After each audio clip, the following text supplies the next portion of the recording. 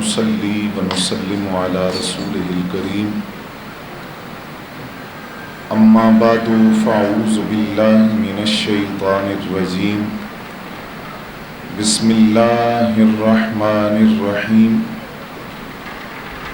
قال الله تبارك وتعالى في الكلام المجيد والفرقان الحميد انما يريد الله ليذهب عنكم الرجس اهل البيت ويطهركم تطهيرا قال النبي صلى الله عليه وسلم حسین منی وانا من حسین احب اللہ من احب حسینا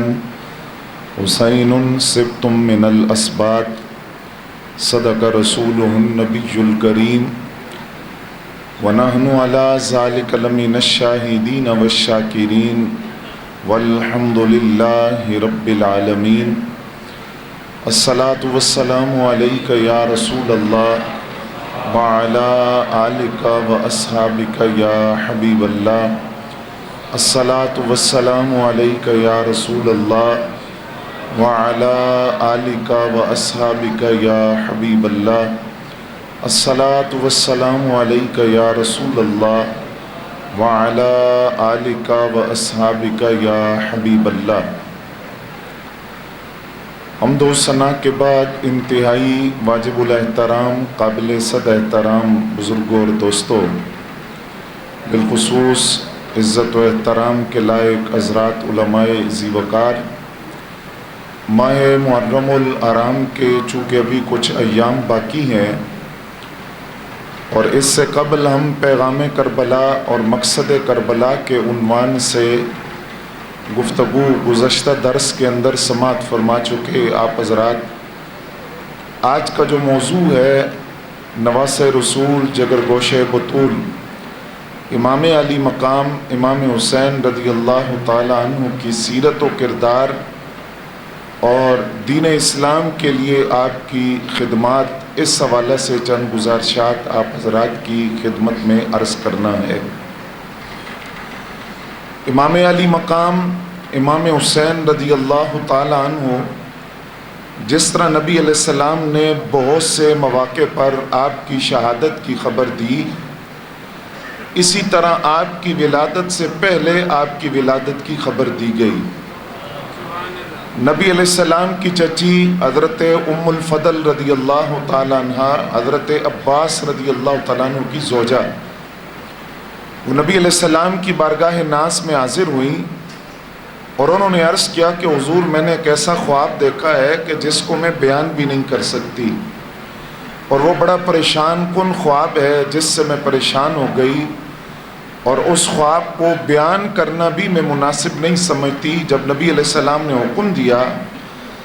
تو انہوں نے یہ خواب بیان کیا کہ یا رسول اللہ صلی اللہ علیہ وآلہ وسلم، میں نے یہ خواب دیکھا ہے کہ آپ کے جسم اقدس سے ایک حصہ جدا ہو کر میری گود میں آیا ہے، اور آپ کے وجود سے ایک حصہ کٹ کر میری گود میں آیا ہے، اور میں نے یہ خواب دیکھا ہے۔ تو نبی علیہ السلام نے فرمایا رأیت خیرن، تو نے اچھا خواب دیکھا ہے،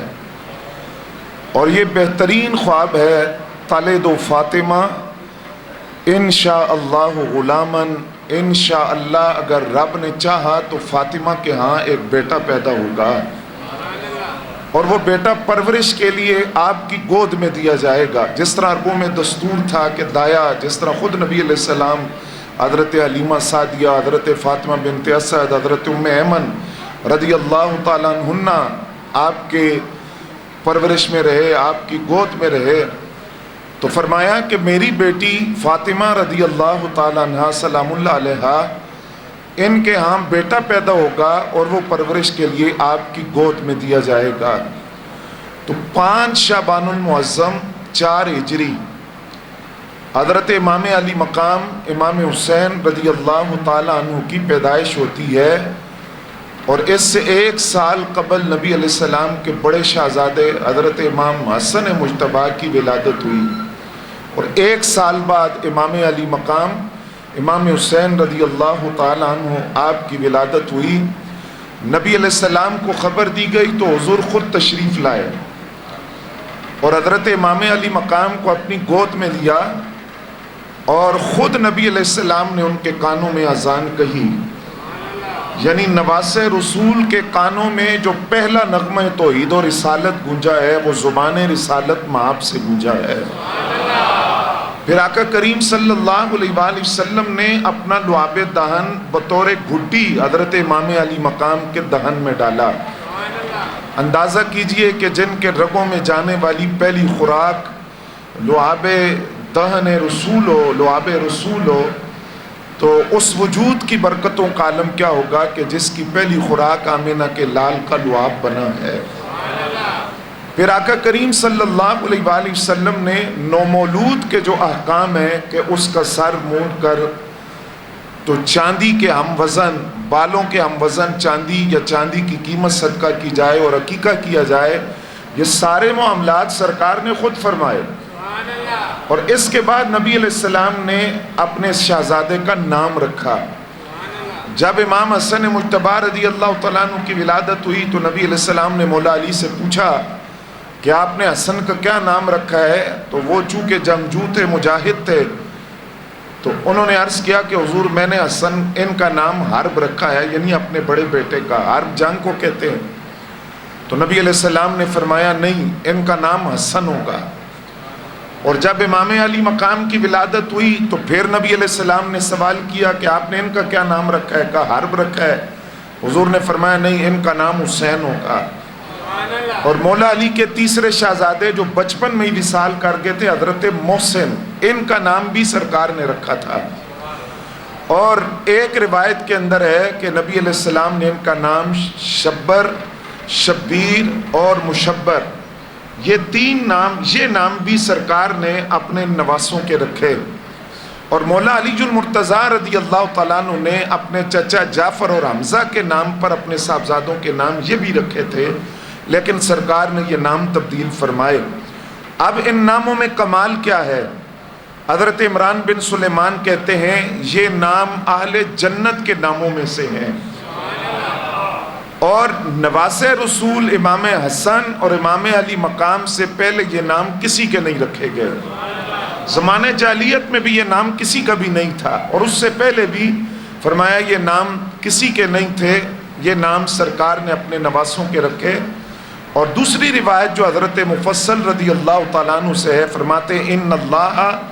حجب اسم الحسن والحسین، اللہ تعالیٰ نے حسن اور حسین نام کو پردوں میں رکھا ہوا تھا. اور آپ کو سمجھانے کے لیے لفظ عرض کر رہا ہوں کہ چھپا کے رکھا ہوا تھا، یہ نام کسی کے بھی نہیں ہوئے. تو جن کے نام میں اتنی انفرادیت ہے ان کی ذات کی انفرادیت کا عالم کیا ہوگا کہ یہ نام اس سے پہلے کسی کے نہیں ہوئے، چاہے حسن مجتبی ہوں یا امام علی مقام، امام حسین رضی اللہ تعالیٰ عنہ کی ذات ہو. اور پھر چونکہ بات ہم امام علی مقام کی کر رہے ہیں تو ضمناً یہ ذکر حدیث پوری کرنے کے لیے کہ نبی علیہ السلام کے ساتھ دونوں شہزادوں کی شباہت اتنی تھی کہ فرمایا کہ سر سے لے کر سینے تک امام حسن مجتبی اور سینے سے لے کر قدموں تک امام علی مقام، امام حسین رضی اللہ تعالیٰ عنہ اپنے نانا کے مشابہ تھے. اور امام علی مقام کے لیے یہ لفظ ارشاد فرمائے حضرت محمد بن دہاق رضی اللہ تعالیٰ عنہ نے، فرماتے کانا جسد الحسین اشبہ جسد رسول اللہ. حضرت امام علی مقام کا جو وجود تھا، جو جسم تھا، وہ نبی علیہ السلام کے جسم کے مشابہ تھا. اور اس وجود کو مشابہت تھی نبی علیہ السلام کے وجود کے ساتھ. اب یہ ظاہری حسن و جمال تھا اور یہ ظاہری کمال تھا. امام علی مقام کے باطنی کمال کو دیکھنا ہو تو میں معذرت سے یہ بات عرض کروں گا، الا ماشاءاللہ ہمارے ہاں ولادت اور شہادت درمیان میں ان کی زندگی کیسے گزری، ان کی سیرت کیسی تھی، کردار کیسا تھا، اس کو عموماً نہیں بیان کیا جاتا. حالانکہ امام علی مقام امام حسین رضی اللہ تعالیٰ عنہ کے لفظ سنیں، فرمایا من احبنا للدنیا، جس نے دنیاوی مفاد کے لیے ہم سے محبت کی. یہ امام علی مقام فرما رہے ہیں دنیاوی مفاد کے لیے. آج بھی کچھ لوگ دنیاوی مفاد کے لیے محبت کرتے ہیں. فرمایا فإن صاحب الدنیا، تو وہ دنیا کا بندہ ہے، وہ اگر دنیاوی مفاد کے لیے ہم سے محبت کرتا ہے تو وہ دنیاوی مفاد کے لیے بدکاروں سے بھی کرے گا، وہ دنیاوی مفاد کے لیے فاسق و فاجر سے بھی محبت کرے گا۔ اور فرمایا وَمَنْ أَحَبَّنَا لِلَّهِ، جس نے اللہ کے لیے ہم سے محبت کی، خالصتاً اللہ کی رضا کے لیے، فرمایا كُنَّ نَحْنُ وَهُوَ يَوْمَ الْقِيَامَةِ كَهَاتَيْنِ، تو وہ جس نے اللہ کے لیے ہم سے محبت کی، وہ اور ہم کہاتین دونوں اس طرح ہوں گے۔ اور یہ بات کہہ کر امام علی مقام نے اپنی ان دو انگلیوں سے اشارہ کیا، فرمایا جنت میں ہم اور ہمارے وہ محبین جنہوں نے اللہ کے لیے ہم سے محبت کی۔ اب اللہ کے لیے محبت امام علی مقام سے کون کرے گا؟ جو صرف امام علی مقام کو ہی نہیں مانے گا بلکہ ان کی سیرت کو، ان کی تعلیمات کو، ان کے پیغام کو، ان کے کردار کو اپنی پیش نظر رکھے گا۔ اور یہ تب ہوگا جب اس کو پتہ ہوگا کہ امام علی مقام کی سیرت کیا تھی اور کردار کیا تھا۔ ظاہری حسن یہ تھا کہ ان کا وجود وجود رسول سے مشابہ تھا، اور باطنی کمال اگر آپ نے دیکھنا ہو تو تھوڑی سی توجہ آپ کی چاہیے۔ عموماً یہ دیکھا جاتا ہے کہ اس کی پرورش کس نے کی ہے، اس کو پالا کس نے، اس کی تربیت کس نے کی ہے، یہ کس کا پروردہ ہے اور کس کی آغوش میں پلا ہے۔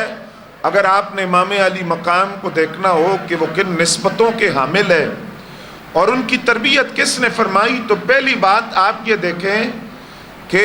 امام الانبیاء صلی اللہ علیہ وآلہ وسلم نے ان کو گھٹی دی ہے۔ گھٹی کیوں دی جاتی ہے؟ خاندان کے کسی بزرگ کو کہا جاتا ہے کہ تم گھٹی دو نومولود بچے کو، تاکہ وہ تمہاری عادتیں، تم اچھے ہو، تم متقی ہو، صالح ہو، تمہاری عادتیں اس میں منتقل ہو، بچہ نیک ہو۔ تو جس کو گھٹی سرکار نے دی ہو، سارے توجہ نہیں فرما رہے، جس کو گھٹی خود نبی علیہ السلام نے دی ہو، اور کانوں میں اذان کیوں دی جاتی ہے کہ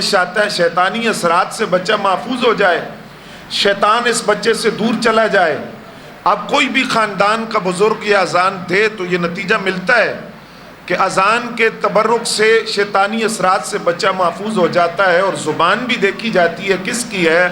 تو جہاں امام الانبیاء کی زبان سے توحید و رسالت کا نغمہ گونجا، پھر وہ امام علی مقام جانے حیدر کرار ہیں، مولا علی کی آغوش میں پلے ہیں۔ تو جب مولا علی کی آغوش میں پلے تو زہد کا عالم یہ ہے کہ امام علی مقام کے والد گرامی کا فرمان ہے کہ اے دنیا، تو اپنی رنگینیوں سمیت مجھ سے دور ہو جا، تو جانتی نہیں میں تجھے 3 طلاقیں دے چکا ہوں۔ اور پھر جس ماں کی آغوش میسر آئی، وہ رات تہجد کے اندر قرآن پڑھنا شروع کرتی یہاں تک کہ صبح طلوع ہو جاتی۔ اور امام حسن مجتبیٰ فرماتے ہیں کہ میری والدہ ساری رات دعائیں مانگتی تھی، اور امام حسن پاک سے پوچھا گیا کہ سیدہ دعا کیا مانگتی تھی، تو کہا اکثر دعائیں وہ یہ مانگتی تھی کہ الہی اس امت کی بخشش فرما دینا، میرے بابا جان کے غلاموں کی بخشش فرما دینا۔ اکثر دعائیں اس امت کے اور اپنے بابا کے غلاموں کی سفارش کے لیے اور بخشش کے لیے ہوتی تھی۔ تو ایسی زاہدہ، عابدہ، ساجدہ ماں کی گود میسر آئی، اور بھائی سخیوں کے سردار جن کو اعلیٰ حضرت نے کہا سید الاسخیاء، سخیوں کے سردار، اور پھر بہن دیکھیں صبر جیسی، ایسی صابرہ، شریکت الحسین، ام المصائب، ثانی زہرہ، نائبہ زہرہ، حضرت زینب رضی اللہ تعالیٰ عنہ جیسی بہن ساتھ میسر آئیں۔ پھر حضرت ام کلثوم رضی اللہ تعالیٰ عنہ جیسی مدبرہ اور عقل مند بہن میسر آئیں۔ توجہ تھوڑی سی آپ کی چاہیے، ایسی عقل مند بہن حضرت ام کلثوم، مولا علی کی صاحبزادی، سیدہ پاک کی شہزادی، کہ حضرت فاروق اعظم رضی اللہ تعالیٰ عنہ کے دور خلافت میں جو باہر ریاستوں سے خطوط آتے تھے، اور چونکہ یہ حضرت عمر پاک کے نکاح میں تھی، تو ان خطوط کے جواب مولا علی کی بیٹی حضرت ام کلثوم لکھ کے دیا کرتی تھی۔ سفارتکاری کا فریضہ آپ سر انجام دیتی، اور آپ وہ جانتے ہیں کہ رات کو جا کر وہ جو ڈیلیوری کا مسئلہ تھا، تو یہی حضرت ام کلثوم تھی، حضرت فاروق اعظم کی اہلیہ اور زوجہ۔ تو یہ بہن بھائی جن کو میسر آئے، تو اب آپ اندازہ کر سکتے ہیں